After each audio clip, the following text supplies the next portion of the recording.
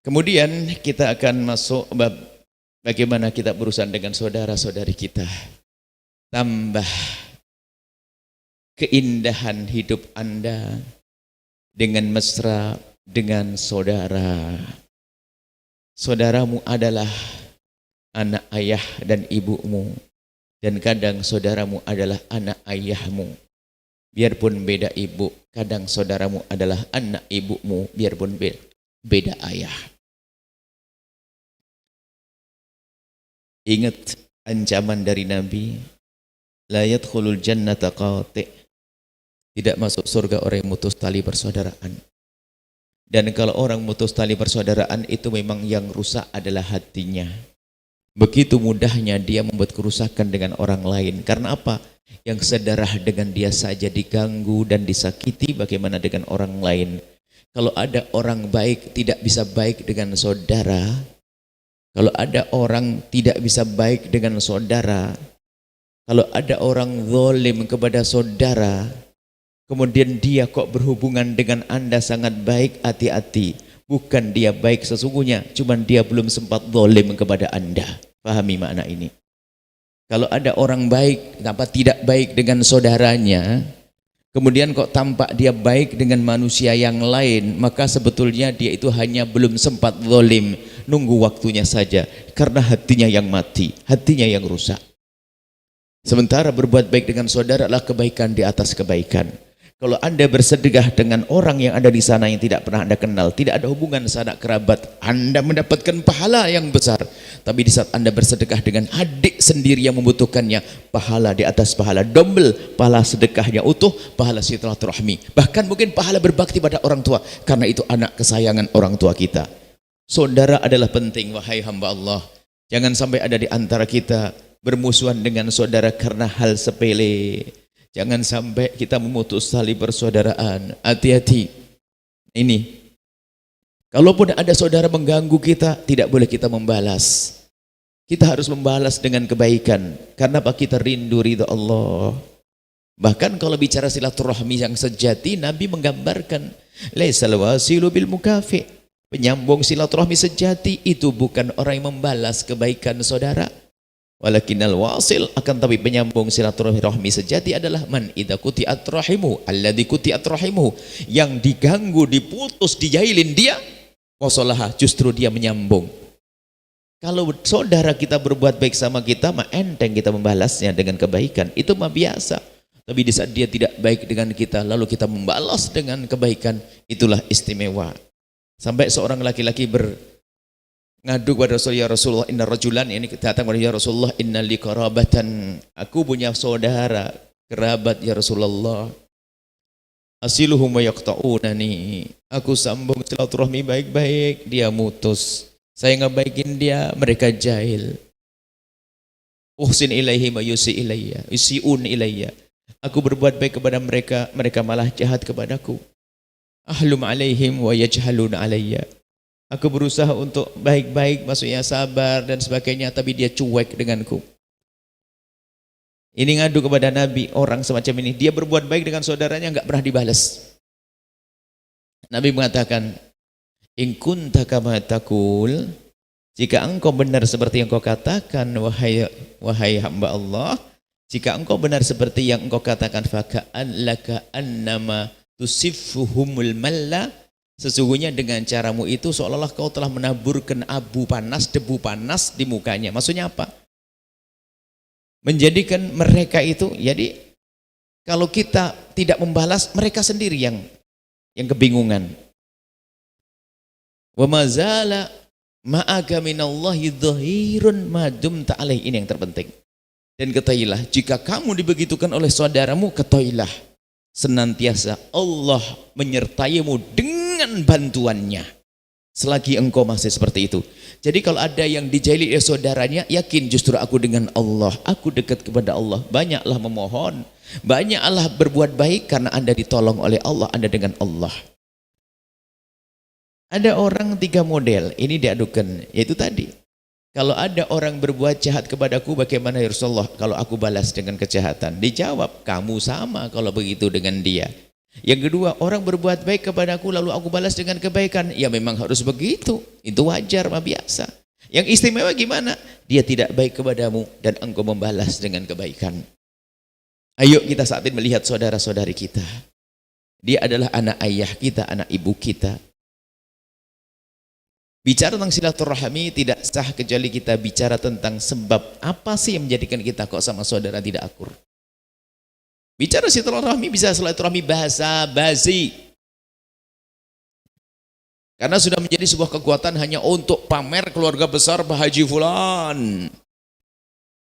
Namanya apa? Reuni keluarga haji besar Pak Haji Fulan. Pak Haji ini Masya Allah nyembelih sapi. Kelihatannya akrab berkumpul. Tapi rupanya diam-diam sambil lirik-lirian. Gelang dipakai semuanya mau pamer, mobilnya mau pamer, rupanya diam-diam hatinya bermusuhan. Tidak ada cinta, hanya action saja, action reuni, action silaturahim, tapi sungguhnya hatinya berantakan. Bukan itu yang diinginkan. Yang diinginkan adalah bertemunya hati. Maka ayo kita cari apa sebab orang memutus tali persaudaraan. Banyak sebabnya. Kita perlu rinci satu demi situ, jangan-jangan itu adalah aku. Itu adalah aku, persaudaraan. Di antaranya adalah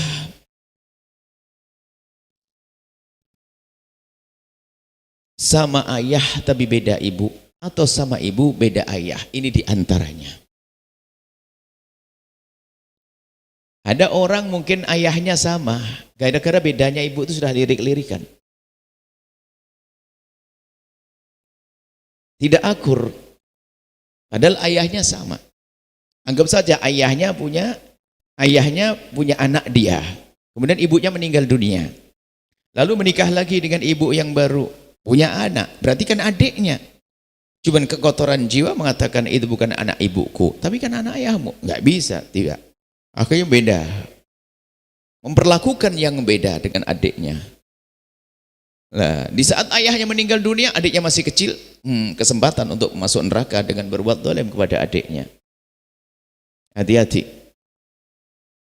Atau mohon maaf, ibunya sama-sama masih ada, yang ini yang sering. Ibunya sama-sama masih ada.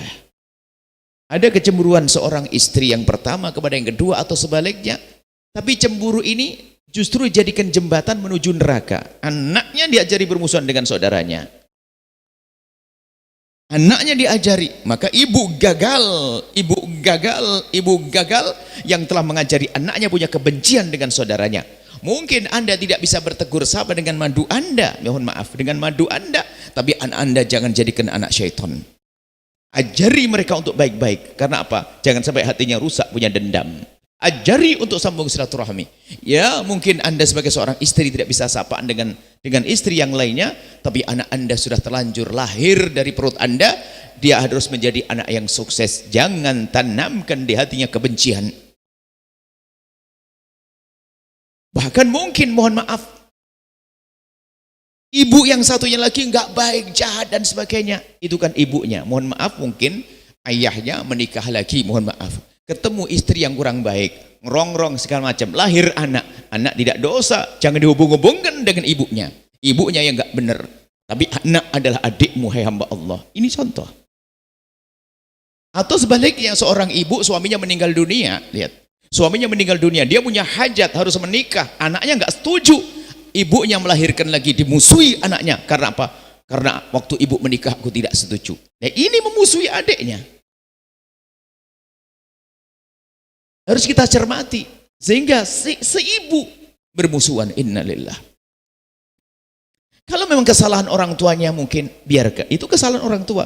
Tapi kita sebagai anak ketemu anak, ketahuilah kita harus sambung silaturahmi. Dan ini berat, hal-hal semacam ini harus cermati. Kadang kita lengah, bahkan seorang ibu kadang menanamkan kebencian. Kalau kita mengajari anak kita punya benci, sebetulnya kita telah mengantarkan anak kita ke neraka di dunia dan neraka di akhirat. Hidupnya dengan kebencian, karena sudah melatih kotor hatinya dengan benci dengan orang yang seharusnya dicintai, maka dia akan sangat mudah membenci siapapun. Karena hatinya hati pendengki, hati pembenci, bukan hati yang lapang dan hati memaafkan. Ada lagi sebab di antaranya seperti itu. Kemudian sebab mutus tali persaudaraan ada gara-gara pernikahan. Naudzubillah. Gara-gara pernikahan, menikah dengan orang memaksa, aku harus nikah dengan dia. Sementara orang itu mungkin tidak terlalu baik atau tidak sesuai sampai bermusuhan dengan saudaranya. Atau mohon maaf, kita cari kalau ternyata gara-gara Anda menikah dengan dia kemudian menjadi putus persaudaraan, ya sudah tobat. Aku salah menikah dengan dia. Tapi setelah itu aku tidak boleh terus dalam kesalahan. Aku akan berdamai, aku akan minta maaf. Dan tolong kalau memang sudah ketemu adik semacam itu, lapang, buka hati, buka diri untuk bisa terjalin silaturahmi. Itu kan kesalahan di dalam melangkah dulu. Tapi bukan berarti harus kita musuhi sepanjang waktu. Ketahuilah saudara adalah tetap saudara. Hati-hati. Jadi kita yang perlu mencari sebab kita bermusuhan itu apa? Menjadi kita tidak silaturahmi itu apa? Kenapa harus bermusuhan dengan saudara? Ada lagi ini yang sering dan sampai hari ini kita sering menemukan ini. Akan kami perpanjang kisahnya. Bermusuhan dengan saudara gara-gara peninggalan orang tua. Waris. Serem banget. Waris itu yang gede setannya, bukan barangnya. Sebab yang berebut waris bukan saja orang kaya raya, ternyata si melarat pun juga rebutan waris, rebutan meja patah kaki dan tikar robek nampan karatan. Yang penting masuk neraka. Ayo. Ini yang terjadi. Urusan rebutan waris kami kebingungan sampai hari ini. Ajib, luar biasa. Setan memasukkan ke neraka melalui waris. Yang berebut waris bukan si kaya, melarat pun juga rebutan waris. Dan yang berebut waris ternyata bukan saja orang bodoh, orang alim pun bisa saja rebutan waris. Kiai meninggal dunia, meninggalkan dua ustadz anak-anak muda. Ustadz muda ternyata setelah ayahnya meninggal dunia rebutan kos-kosan dan kantin pondok sampai sekarang belum beres-beres. Neraka juga modelnya pakai jubah imamah gede, kalau zikir kayaknya nangis tapi bikin nangis saudaranya. Anda tidak usah melihat orang lain, Anda lihat diri Anda. Jangan-jangan Anda bagian yang ini loh ya, atau bagian yang sebelumnya kami sebutkan, gara-gara beda ibu beda ayah, atau yang lainnya. Kita perlu meraba-raba diri kita ini, jangan sampai kita mutus tali persaudaraan. Neraka Nabi sebutkan dosa besar, belum lagi akibat di dunia Allah akan bersempit rezekinya. Sebaliknya sambung silaturahmi. Jika dijahatin kita ngebaikin, maka Allah akan buka rezekinya. Man ahabba yunsa'lahu fi adharihi. Yunsa'lahu arti panjangkan umurnya. Kalau orang pengen dipanjangkan umurnya diantaranya, atau dilepaskan rezekinya, adalah dengan cara silaturahmi. Ini kan dunia. Urusan dunia, lebih penting lagi urusan akhirat. Urusan akhirat.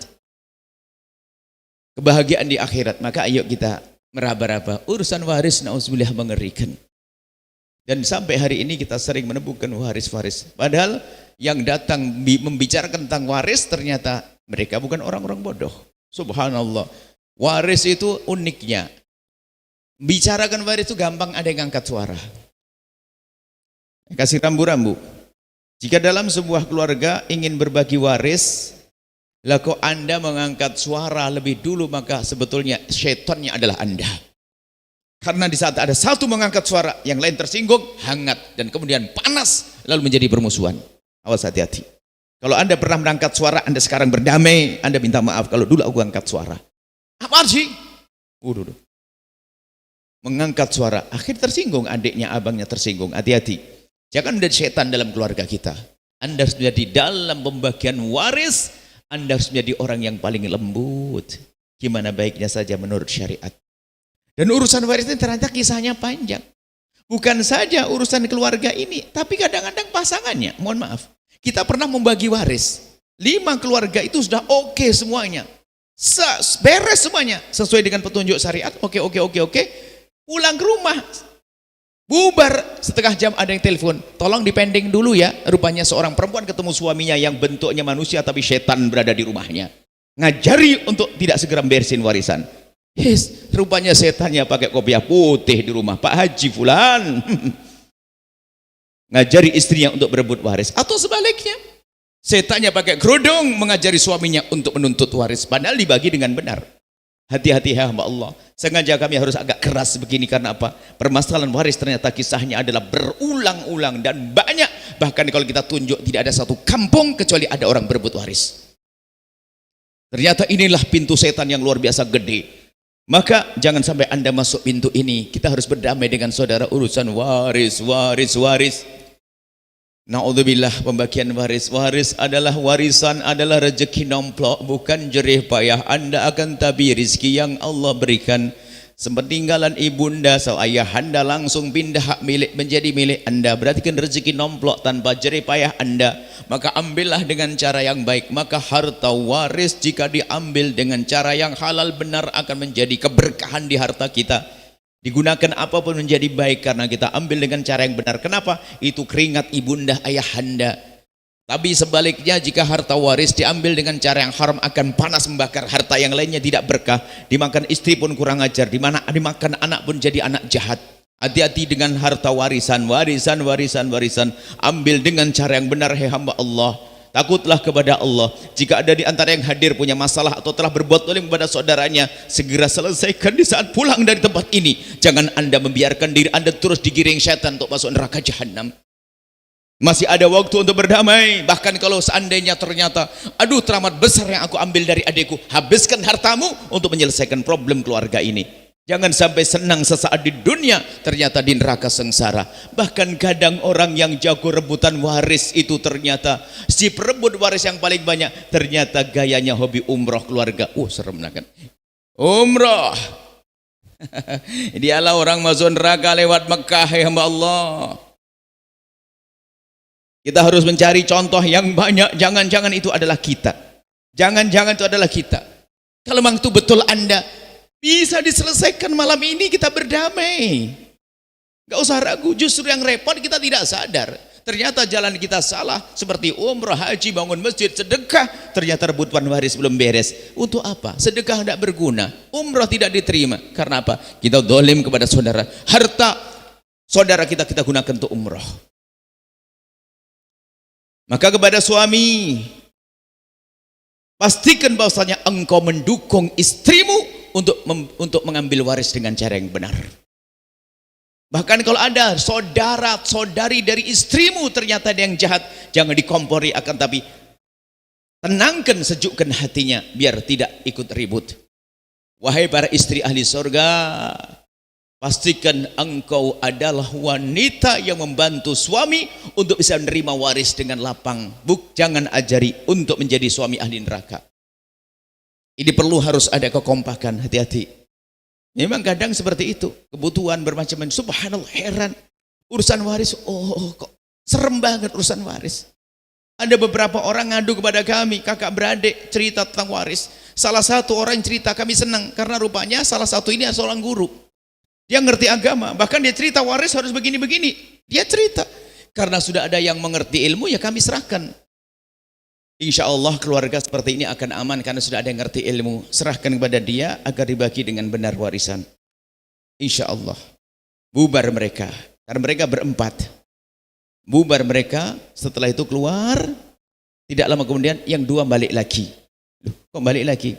Iya Buya, kami berdua, kami berempat. Saudara kami 5, satu sudah meninggal atau bagaimana gitu. Terus nanti yang satu lagi pulang. Buya, tahu enggak? Mohon maaf ini saya harus sampaikan. Justru yang paling serem, yang paling suka jual-jual enggak ngomong adalah tadi abang saya yang banyak ngomong tadi. Yang paling pinter, yang paling ustad. Jadi saya enggak enak ngomong di sini, pasti nanti rame di rumah. Terus mana? Jadi adik kita yang satu nemeni biar abang ke sana pulang, diantarin pulang, kami balik ke sini untuk jelaskan ke Buya. Lalu gimana solusinya? Wah repot ini. Yang jadi setan ustadznya. Dan itu ada, hati-hati yang semacam itu. Padahal pinter dia, punya ilmu. Makanya untuk belajar ilmu ini harus serius. Kalau enggak tiba-tiba masuk neraka. Dan ternyata kalau ilmu ini kita tekuni lalu kita amalkan, indah hidup kita. Anda ke rumah abang Anda sudah disiapin makanan yang banyak, disambut, ponakan-ponakan ikut menyambut. Di saat ponakan datang kepada Anda pun senang, Anda berikan hadiah pun senang. Telepon-teleponan, Masya Allah, indah, indah, indah. Silaturahmi terjalin, bahagianya banyak. Lihat adik bangun rumah, senang karena adik Anda cuman coba hasil rebutan waris. Lihat, yang didolimi tambah sakit. Yang berbuat dolim sakitnya ditunda nanti, nunggu neraka. Kenapa? Dia bangun rumah. Dan seterusnya dan seterusnya. Hati-hati. Urusan waris harus kita cermati betul. Jangan sampai kita kepleset dalam hal ini. Hati-hati. Waris. Kemudian kami sampaikan urusan pembagian waris. Pembagian waris serahkan bagian secara syariat. Jangan berkata ini aku tidak beruntung dan sebagainya. Anda beruntung semua asalkan Anda patuh dengan syariat. Datangkan ustadz, kemudian diam Anda dan pastikan Anda tidak mengangkat suara. Dan pastikan Anda berkata gimana baiknya. Termasuk kemudian setelah itu dibagi tempatnya, belakang, depan, belakang semuanya, Anda ikut saja. Mana yang diberikan saya terima. Oh, istimewa. Anda menjaga saudara. Dan ketahuilah, orang berebut waris ini adalah orang yang melakukan dosa gede. Bukan satu dosa, minimal 3 dosa gede. 1 dosa aja cukup untuk masuk neraka jahanam, apalagi 3 dosa. Dosa apa? Yang pertama, dosa mengambil hak saudaranya, dosa gede. Yang kedua, dosa mutus tali persaudaraan, dosa gede. Yang ketiga, dosa nyakiti orang tua, karena itu anak orang tua kita pasti marah, pasti sakit kita menyakitinya. Dosa 3. Hati-hati. Bahkan tanda biasanya justru yang sering rebut waris adalah yang dia paling kaya, yang paling berilmu, yang paling Senin Kemisan puasanya, yang paling zikiran, yang paling ikut grup ibadah apa itu, Masya Allah. Kadang-kadang semacam itu. Maka hati-hati jika Anda tergolong orang yang ahli ibadah. Jangan sampai Anda ditipu oleh setan, Anda dimasukkan ke ibadah agar Anda lupa bahwasanya Anda berbuat dolim. Itu setan gayanya begitu. Jadi tolong urusan waris segera diberesin, kemudian sebaik-baik waris itu segera dibagi. Ini kami bicara waris itu hanya salah satu sebab. Kalau kita jelentrehkan masih banyak lagi. Ya, masih banyak lagi.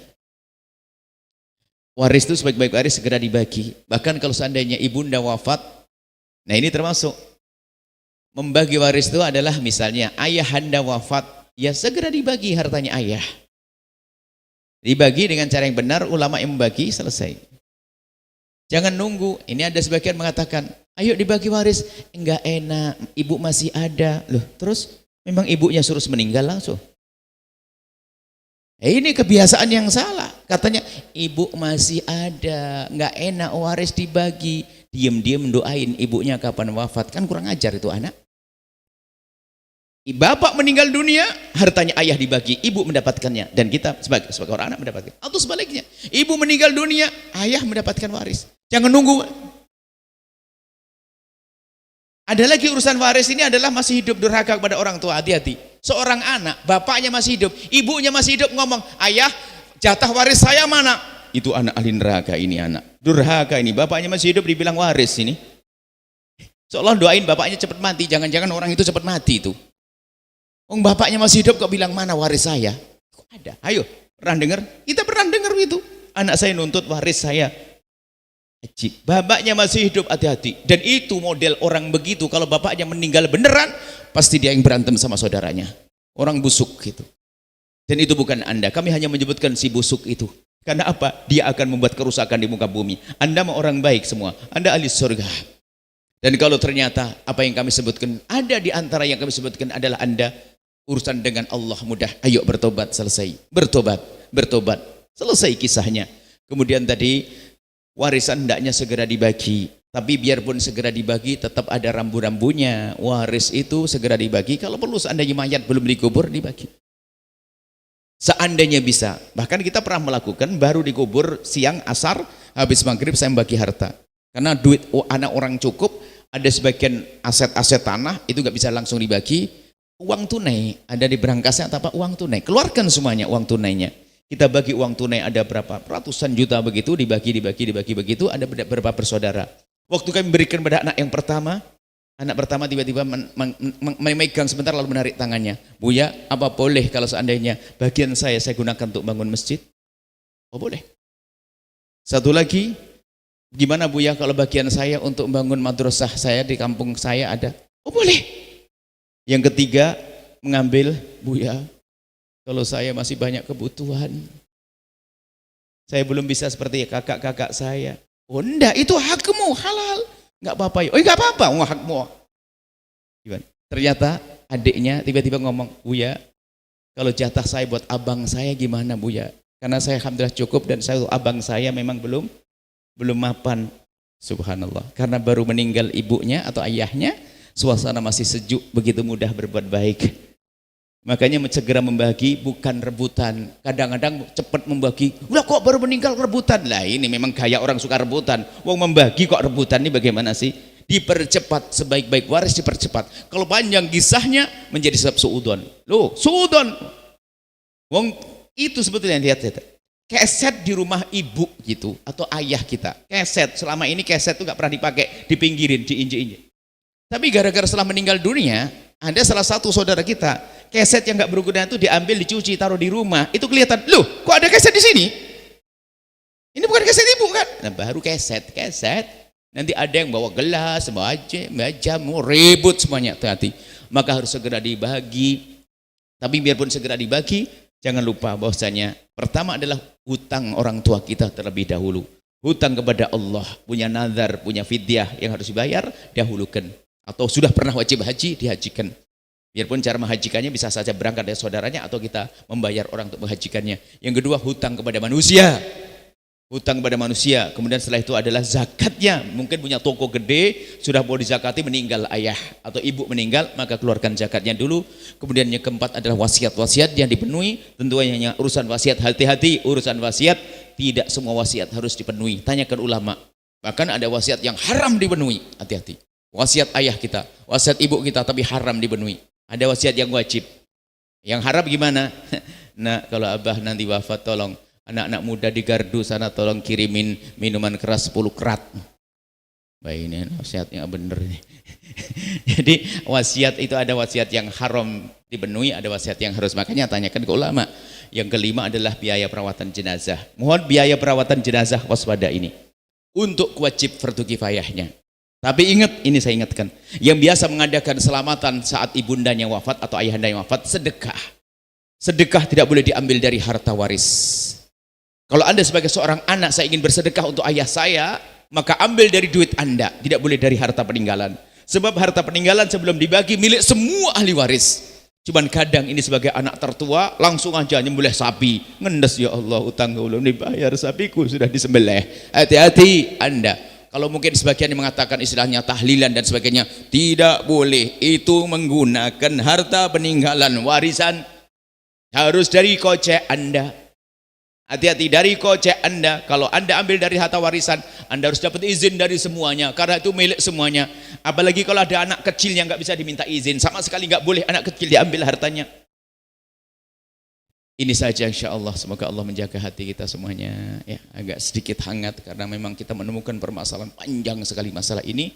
Insya Allah Anda ini ahli surga semuanya, bahagia dengan saudara, akrab dengan saudara, sehingga bertemu di dunia dalam kebaikan hingga kelak di surga. Wallahu a'lam bissawab.